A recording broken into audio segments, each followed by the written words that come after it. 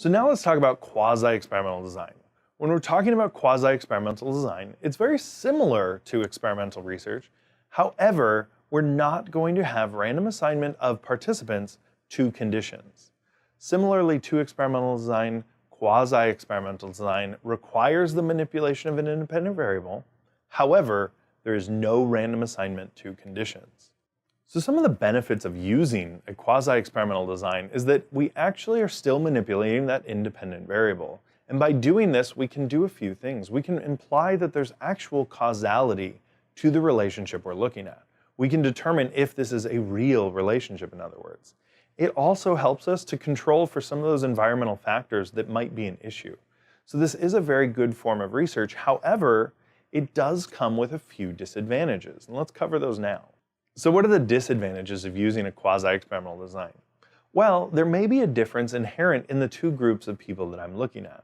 For example, if I was to look at a morning class of research methods compared to a night class of research methods, by introducing skill quizzes to the night class, I could see if those actually improve the learning that goes on in this class.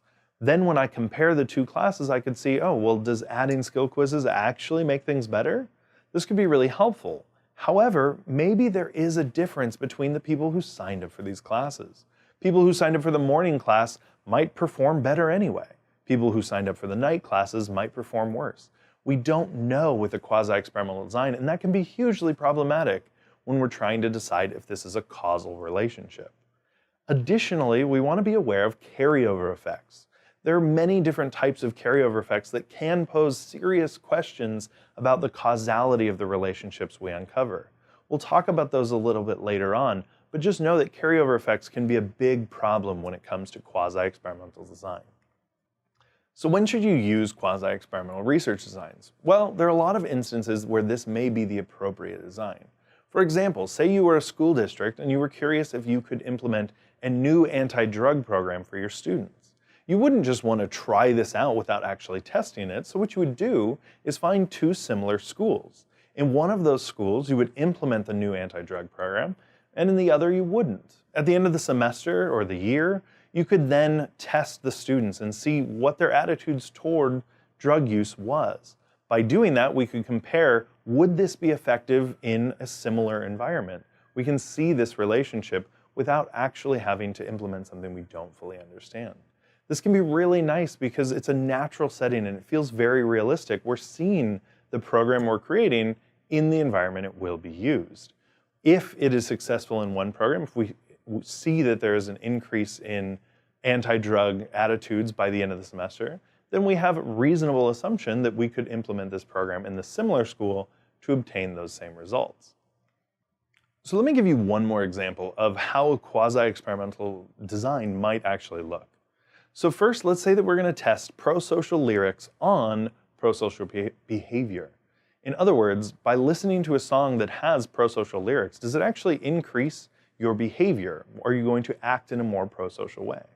So what we'd do is we would set up a cafe or some place for people to come in, and then we're going to play songs that have prosocial lyrics. So for all the customers who come in while the prosocial lyrics are playing, we're going to then measure their prosocial behavior. In other words, how much do they tip the barista who brought them that coffee? Right? By doing this, we can actually see the people that come in, they're not randomly assigned, they just showed up while we were playing this music, and we can measure their behavior, the tipping, something that would be prosocial, giving to someone else. After we've done this, we then might switch the music to lyrics that are not prosocial lyrics. In other words, they come in and there's just other music playing.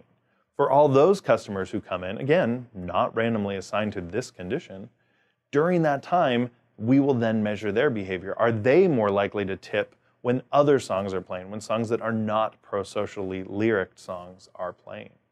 And so doing this, we can see that we have a manipulation of an independent variable, the prosocial lyrics, either the songs that had them versus the songs that didn't, and the dependent variable, the prosocial behavior, in this case, of tipping.